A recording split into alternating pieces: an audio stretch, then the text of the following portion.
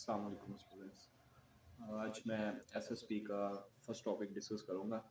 SSP two solid state physics two, जो कि 8th semester का कोर्स है। इसके अंदर मैं आपके सामने जो फर्स्ट टॉपिक डिस्कस करूंगा वो है Fermi energy of a free electron gas. Free electron gas off course यहाँ पे हम जो मेजर डिस्कशन हमारी होगी वो ऑफ कोर्स इलेक्ट्रॉन की होगी। और इस इलेक्ट्रॉन में जो है इस इलेक्ट्रॉन के बारे में जो फर्मी एनर्जी की इंफॉर्मेशन हम कलेक्ट करेंगे by using some techniques, solve some equations. हमारे पास कौन कौन सी इंफॉर्मेशन आएंगी वो मैं आपके सामने पे डिस्कस करूंगा। अगर मैं फर्मी एनर्जी की यहाँ पे डेफिनेशन करूँ तो Fermi energy basically highest occupied state at absolute temperature होता है -273 केल्विन पे। जो हमारे पास हाईएस्ट स्टेट होगी एब्सोल्यूट जीरो पे, उसको हम कहते हैं कि वो किसी भी मटेरियल की या इलेक्ट्रॉन की कह सकते हैं कि वो हमारे पास फर्मी एनर्जी है। अगर मैं इस टॉपिक को स्टार्ट करूं तो इसमें वो कहता है कि consider a free electron of mass M. Of course हमारे पास एक जब भी इलेक्ट्रॉन लेते हैं उसका कुछ ना कुछ मैस होता है। तो लेट्स सी, मैं कहता हूँ ये हमारे पास एक इलेक्ट्रॉन है। ये अलग बात है कि क्वांटम में इलेक्ट्रॉन तो लाइक एज अ फील्ड होता है, लेकिन अभी के लिए मैं यूं इमेजिन कर रहा हूँ। बाद में फिर ये डिस्कस करता हूँ कि यूं इमेजिन क्यों किया है और असल में चीज़ें क्या है। एक इलेक्ट्रॉन है जो कि मैस एम रखता है और वो कन्फाइंड हुआ पड़ा है box of length L. Box है जिसकी लेंथ एल है, ये वाली लेंथ जो है ये हमारे पास एल लेंथ है और इसके अंदर ये कन्फाइन हुआ पड़ा है electron. Assume the potential energy everywhere within the crystal to be zero. At two ends of crystal, the electron prevented from leaving the crystal very high potential barrier as shown in figure the Schrödinger wave equation। अब वो कहते हैं हमारे पास electrons जो है ना वो basically एक पोटेंशियल वेल के अंदर बाउंड हुआ पड़ा है, कन्फाइंड हुआ पड़ा है। लाइक एज ये हमारे पास एक वेल है और इसके अंदर इलेक्ट्रॉन कन्फाइन है। तो अगर हम यहाँ पे देखें तो इस बॉक्स के अंदर इलेक्ट्रॉन को किसी भी पोटेंशियल का सामना नहीं कर पा रहा वो करना पड़ रहा, बिकॉज यहाँ पे आपको बैरियर नजर नहीं आ रहा with in the potential well या बैरियर की बात हो रही है। लेकिन अगर वो इस बॉर्डर तक पहुंचता है, इस बाउंड्री कंडीशन तक पहुंचता है, तो उसको पोटेंशियल का सामना करना पड़ेगा जो कि पोटेंशियल है इनफाइनाइट। किस बाउंड्री कंडीशन पे? जब हमने डिस्टेंस कवर कर लिया, एल डिस्टेंस कवर कर लिया, और जीरो बाउंड्री कंडीशन पे भी उसको पोटेंशियल फेस करना पड़ेगा, लेकिन इसके अंदर कोई पोटेंशियल नहीं है।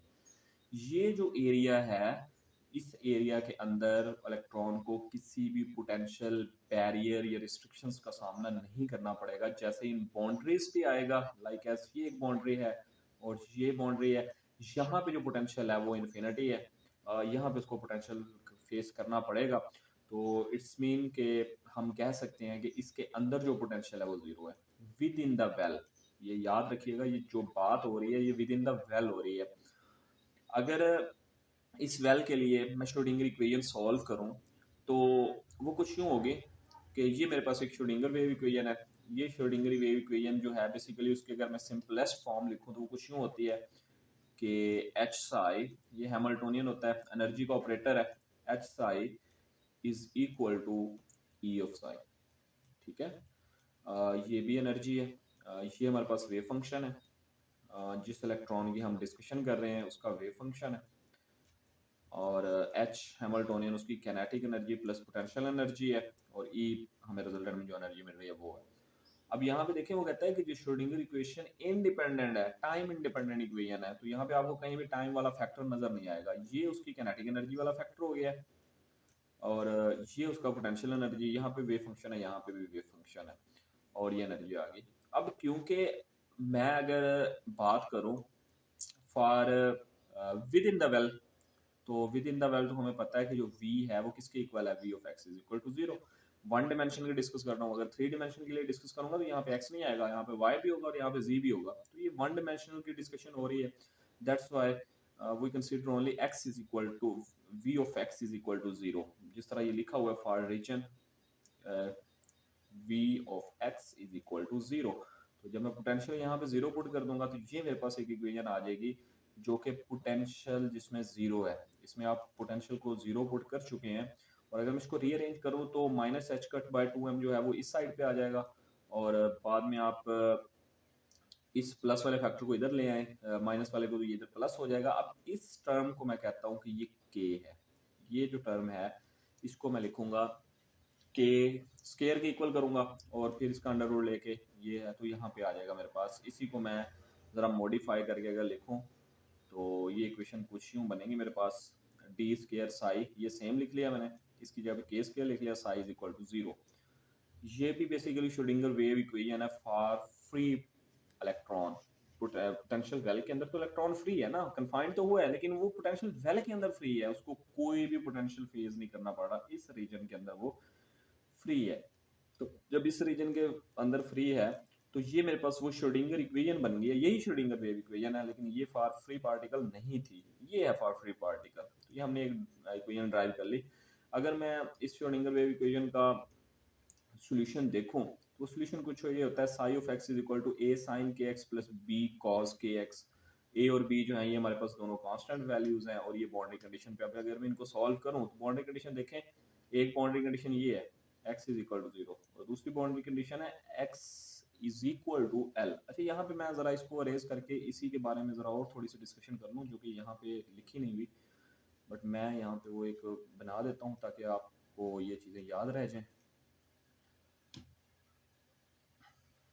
यहाँ पे गौर करें तो अगर मैं आपसे कहूँ कि यहाँ पे इनसाइड द वेल जो साई है वो इज इक्वल टू 0 नहीं होगा, because electron exist with in the well कर रहा है। तो यहाँ पे जो साई है वो तो ऑफ कोर्स हमारे पास 0 नहीं होगा, बल्कि उसकी कुछ ना कुछ वैल्यू होगी। लेकिन अगर इसी टाइम में मैं यहाँ पे साई डिस्कस करूंगा तो यहाँ पे जो साई है वो कभी भी कुछ वैल्यू नहीं रखता होगा, बल्कि वो 0 होगा, बिकॉज उसको बाहर निकलने के लिए पोटेंशियल इतना फेस करना पड़ेगा, और ये एक बड़ा मुश्किल काम है। वो यहाँ पे ऑफ कोर्स टनलिंग इफेक्ट वगैरह है, लेकिन वो अभी नहीं, तो मैं इसी टॉपिक में रह रहा हूँ। तो यहाँ पे साई इज इक्वल टू 0 है, और यहाँ पे भी जो साई है वो इज इक्वल टू 0 होगा, यहाँ पे भी 0 है, लेकिन इसके अंदर साई 0 नहीं होगा।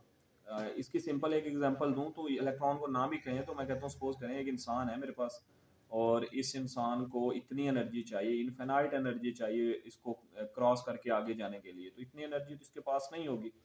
तो इसलिए ये इसके अंदर तो आज़ादी से फिर सकता है, इसके अंदर इंसान की प्रोबेबिलिटी है, तो मैं साई कह रहा हूँ कि 0 नहीं है, क्योंकि इसके अंदर उसकी अवेलेबिलिटी है, लेकिन इसके बाहर वो जाना पॉसिबल नहीं है। तो मैं कहूँगा यहाँ पे भी वो नहीं हो सकता, यहाँ पे भी नहीं हो सकता, बिकॉज उसको बहुत ज़्यादा एनर्जी चाहिए बाहर जाने की। लेकिन हमारी डिस्कशन इलेक्ट्रॉन है, तो दैट्स वाई मैं अगेन इलेक्ट्रॉन पे ही आता हूँ।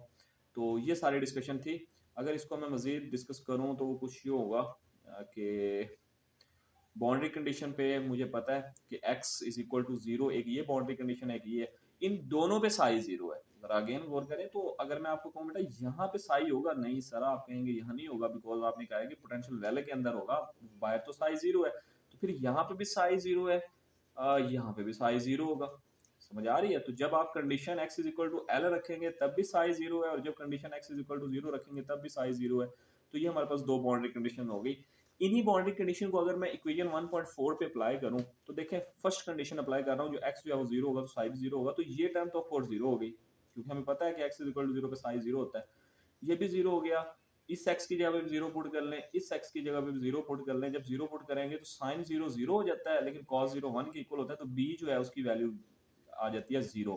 तो अगर यही b की वैल्यू मैं यहाँ पे लेट्स सी पुट कर देता हूँ, यहाँ पे b 0 पुट करें तो ये सारा फैक्टर ही 0 हो जाना है, तो बचना मेरे पास साइन वाला है, तो ये एक साइन वाला फैक्टर बच गया मेरे पास। लेकिन अगर मैं दूसरी कंडीशन अप्लाई करूँ जो कि l वाली है, तो again psi of x is equal to 0 है, लेकिन x की जगह पे l पुट करूंगा, तो ये देखें यहाँ पे भी l पुट कर लिया, यहाँ पे भी l, तो ये तो b हमें पता है, अभी मैं सॉल्व करके आया हूँ कि जो b है वो इज इक्वल टू 0 है, तो ये सारी टर्म 0 हो जाती है, ये रह जाएगी, ये भी 0 है। अब यहाँ पे ज़रा एक बड़ा कंसेप्चुअल चीज़ आती है कि अगर मैं साइन को लाइक एज मैं कहूँ कि मुझे नहीं पता कि साई का मैं एंगल कितना पुट करूँ तो वो 0 आएगा, क्योंकि आंसर देखें 0 आ रहा है, कांस्टेंट को तो अभी छोड़ दें, 0 आ रहा है। तो अगर मैं 0 चाहता हूँ तो मुझे पता है कि ये पाई पे 0 आएगा, 2 पाई पे भी 0 आएगा, 3 पाई पे भी, तो मैं इसको n पाई रखूंगा, ठीक है, इसको मैं रखूंगा n पाई। तो बेसिकली के एल की जगह पे अगर मैं n पाई लिख दूँ तो रिजल्ट बनता है कुछ ना कुछ, ठीक है। यहाँ पे अगर यहाँ पे भी साइन पाई कर दूँ और वहाँ पे साइन एन पाई कर दूँ और वो साइन साइन से कट जाएगा तो ये टर्म बन सकती है एग्जैक्टली। के की वैल्यू निकालने तो ये बनती है, और यही के की वैल्यू अगर मैं यहाँ पे पुट कर दूँ इस जगह पे तो मेरे पास ये इक्वेशन बन जाती है। अब वो कहता है फ्रॉम इक्वेशन 1.3 एंड 1.7, तो 1.3 देखें कौन सी इक्वेशन है, 1.3 इक्वेशन ये है जिसमें हमने के स्क्वायर या के की वैल्यू निकाली हुई है पहले। तो अगर हम उस इन दोनों को कंपेयर करें तो देखें हमारे पास रिजल्ट ये बनता है जो कि 2 pi E N over H का स्क्वायर है is equal to N X pi by L है। इसका स्क्वायर ओपन कर लेते हैं, स्क्वायर ओपन करके अगर मैं ई की वैल्यू निकालूं तो वो एनर्जी ये आती है, ये इलेक्ट्रॉन की एनर्जी निकल आई है विद इन द वेल। तो कहता है it indicates that the energy is the function of quantum number. तो आप जरा गौर करें, इसमें आपको पाई भी कांस्टेंट मिल रहा है, एच कट भी कांस्टेंट है, एल बी एम बी हर चीज कांस्टेंट है, बट एक चीज वेरी करेगी जो कि एन होगी। और एन क्या चीज है हमारे पास, एक क्वांटम नंबर है एन।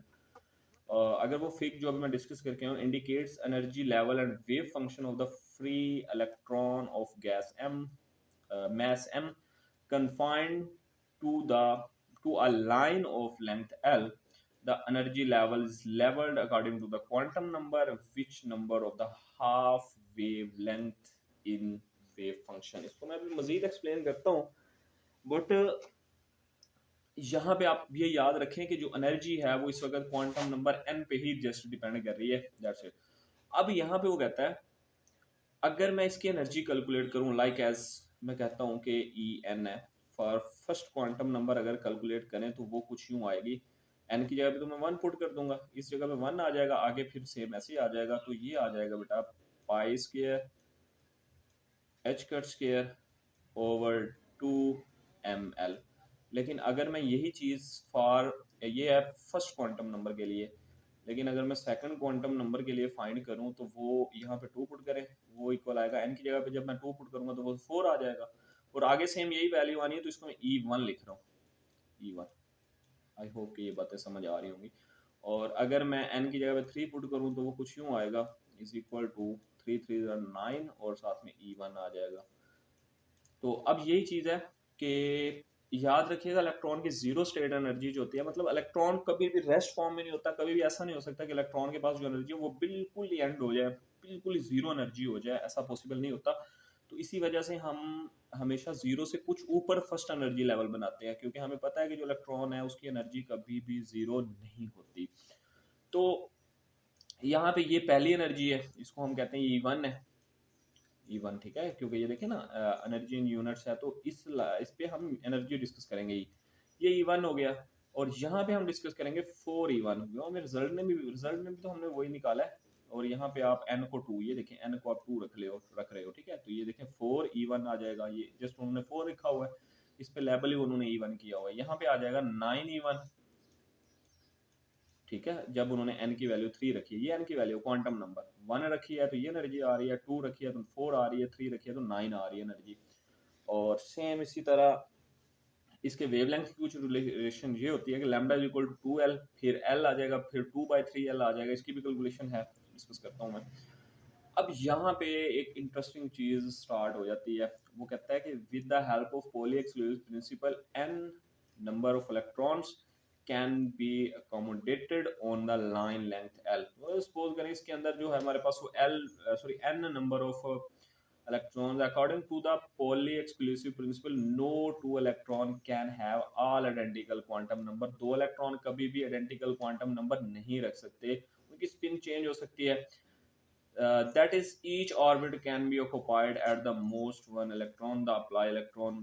अब वो कहता है यहाँ पे कि हमारे पास अगर मैं लेट्स सी ये मैं कहूँ कि इतने मेरे पास इलेक्ट्रॉन है तो वो होगा 2NF। NF जो है वो मेरे पास क्या है, ये है फर्मी एनर्जी लेवल, ये है फर्मी एनर्जी लेवल। लेकिन याद रखिएगा मैं भी बता के आ रहा हूँ एट टेम्परेचर जीरो के, ठीक है। 2 ये तो हो गया हमारे पास। अगर मैं यहाँ पे ये लाइन देखें जरा, मेरे पास ये स्पिन है, ठीक है, ये स्पिन वाला फैक्टर है, ऑपोजिट स्पिन होती है, पॉली यही तो एक्सप्लेन करता है। तो अगर वो n डिस्कस कर रहा है तो उसके फर्मी एनर्जी जो है वो 2 से मैं मल्टीप्लाई करूंगा, because no electron have same spin और क्वांटम नंबर। अभी हम डिस्कस करके आ रहे हैं यही चीज़। तो अगर मैं इसी को ज़रा रीअरेंज, जो हमने ये इक्वेशन ड्राइव की है, इसको अगर मैं रीअरेंज ज़रा कर लूँ तो इसको यूँ भी लिखा जा सकता है, इसमें कोई वो नहीं है।